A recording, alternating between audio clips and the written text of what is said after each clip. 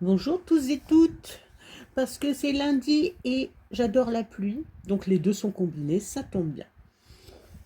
Et pour les personnes qui n'ont pas regardé l'image, le podcast d'aujourd'hui est sur ce concept, entre parenthèses, un petit peu galvaudé à mon goût, de résilience. Et donc ce sujet, je le sais, est souvent abordé de plein de façons différentes. Et j'ai souhaité en parler aujourd'hui, car encore récemment, l'on m'a questionné. Qu'est-ce que la résilience? Est-ce un concept élitiste ou quelque chose d'humain? Est-ce que c'est improbable ou est-ce que c'est atteignable? Comment peut-on faire pour l'être si on le souhaite? Etc. Et tout d'abord, le mot résilience prend racine, sans surprise, dans le verbe latin résiliere et signifie, on va dire, rebondir ou même résister. Résister au choc, j'entends. Et ce que j'ai appris en me renseignant un peu sur le sujet il y a quoi, un certain nombre d'années, c'est que ce terme est quelque peu lié à ce qu'on appelle le coping. Oui, c'est un mot anglais. Coping, dont on parle notamment au sujet de l'autisme et qui signifie se débrouiller, faire face. Ce sont les stratégies en gros mises en place par les personnes autistes pour s'adapter, s'ajuster, etc. Attention, je précise, tout ce que je dis ici n'est aucunement un jugement de valeur, ni de enfin, ce n'est pas non plus une comparaison entre individus. Je ne pense donc pas que les personnes dites résilientes valent davantage que d'autres personnes, ni qu'elles sont supérieures, hein. Je précise, on ne sait jamais. Et pour résumer, la résilience, c'est déjà quelque chose de dynamique. Ce n'est donc pas quelque chose de passif. Et je vous encourage au passage à fouiller Internet. Je ne vais pas aborder tout ce qu'implique ce concept, sinon le podcast durerait à peu près 12 heures peut-être. Pardon. Mais un processus dynamique donc qui consiste, à partir de problèmes, que ce soit du quotidien ou traumatiques, à déclencher des mécanismes permettant de résister, puis de s'adapter pour parfois carrément vivre en paix avec le passé ou le vécu. Et cela implique des processus d'adaptation qui peuvent se travailler. Par exemple, la régulation émotionnelle ou la reformulation cognitive qui permet de considérer un événement sous un autre angle. Ça demande un peu de flexibilité. C'est faisable, même quand on est une personne autiste. Ça n'est pas parce que cela fait partie des critères de diagnostic d'avoir ce qu'on appelle vulgairement de la rigidité mentale qu'on ne peut pas acquérir de la flexibilité en travaillant dessus. Et donc tendre vers la résilience peut avoir des conséquences positives, évidemment, telles que la diminution de l'anxiété, l'augmentation de la confiance en soi, une réduction du risque de dépression ou d'épisodes dépressifs, l'augmentation d'un état optimiste, en gros, avoir des facilités accrues à trouver des solutions rapidement, en bref, un état global, on va dire, de bien-être, sans être dans le déni, et donc dans une forme d'acceptation. Il me semble avoir fait d'ailleurs un podcast à ce sujet précédemment. Et évidemment, le concept de résilience, ça n'est pas une recherche d'état de paix absolu et infini, ce n'est pas un idéal à atteindre, ce n'est pas un concept de comparaison sociale, et ce n'est certainement pas un concept élitiste, pour reprendre mes propos du début de ce podcast.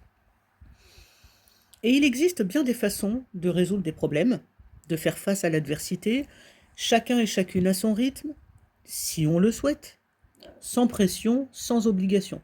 À partir du moment, de toute façon, où on se dit « il faut, je dois », on peut quand même se poser des questions et essayer de revoir notre copie, parce que non, il ne faut pas être résilient, c'est un choix conscient que l'on fait ou pas.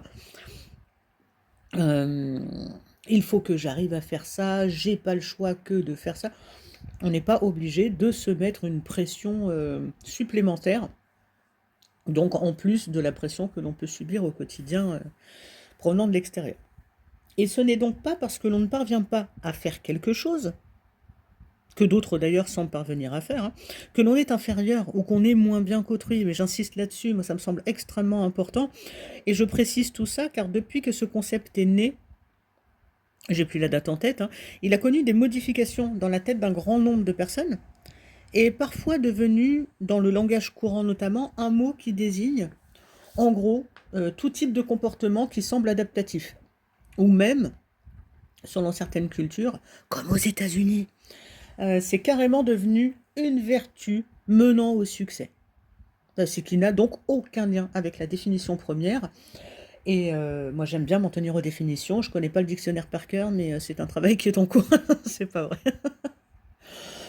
Et il y a même, petite parenthèse, des études qui ont suggéré que les personnes dites résilientes utilisent plus fréquemment des émotions positives pour atteindre un rétablissement après une épreuve quelle qu'elle soit. Je ferme la parenthèse, mais ça me semblait important de le dire quand même.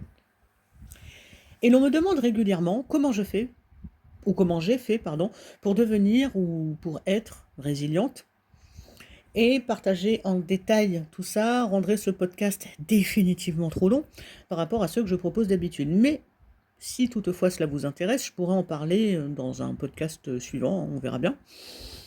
Mais je ne vais pas en laisser certains ou certaines sur leur faim, et je vais quand même donner un exemple personnel qui, je le rappelle, n'engage que moi et n'est pas une chose à imiter, telle une vérité unique et absolue. On est bien d'accord, ça n'est qu'un exemple personnel.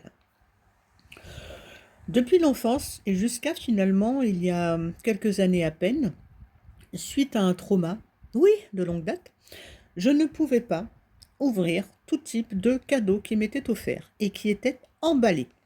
Donc je pouvais tout à fait accepter un cadeau pour peu qu'il ne soit pas emballé. Et cela me terrifiait. Ça me faisait palpiter le cœur, j'avais des sueurs froides, la nausée, parfois je pouvais aller jusqu'à pleurer, mais pendant un certain temps. Je me souviens même d'un Noël. J'ai plus la date, je sais plus, moi, peut-être 2014, 2015, un truc comme ça, durant lequel une personne m'a offert quelque chose, pas de problème, et la seule chose que j'ai réussi à balbutier, c'était à peu près un truc comme, ouvrez les guillemets, merci, pardon, je suis ému. Et la personne m'a dit, ah non, mais tu peux l'ouvrir plus tard quand tu seras chez toi, il n'y a pas de problème. Oh, ce soulagement! Je n'ai pas eu à justifier à la personne que j'étais incapable d'ouvrir le cadeau, ni de lui expliquer pourquoi. Bref, je raconterai ça un autre jour, mais désormais, cela ne me pose plus aucune difficulté. Je trouve même ça agréable.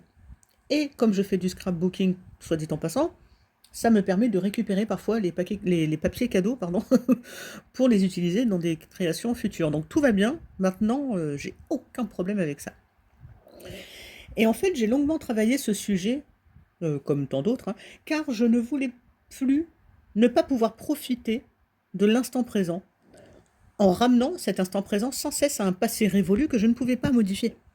Et ce que je pouvais changer, je m'étais dit, tiens, c'est ma façon de percevoir et de concevoir le fait de recevoir un cadeau, ici et maintenant. Et donc même les personnes qui offrent ne sont pas les mêmes que celles de mon passé. Moi non plus, je suis plus tout à fait la même, puisque comme je suis un être vivant, j'évolue en permanence, vous évoluez en permanence, et tout évolue en permanence. Et donc je ne voulais plus que les gens du présent soient indirectement, entre guillemets, punis par ma réaction, alors qu'ils n'ont rien à voir avec ce que j'ai vécu. Et donc j'ai progressivement, petit à petit, pas à pas, petit, modifié cet angle de vue qui était resté trop longtemps figé. Et cela a été complètement libérateur, puisque, je le rappelle, maintenant, alors, offrez-moi tous les cadeaux et emballages que vous voulez, plus aucun problème. Et donc, l'homme bafouille, comme à mon habitude, je vous suis reconnaissante de l'attention que vous portez à mon propos, et si vous le souhaitez, écrivez ce que vous vivez qui est en lien avec la résilience, même si vous en avez envie et que vous n'y parvenez pas encore, peu importe, toute expérience pour moi est très enrichissante. Donc, laissez-moi un petit commentaire et je serai ravie d'y répondre. En vous remerciant et en vous disant à la semaine prochaine. Salut!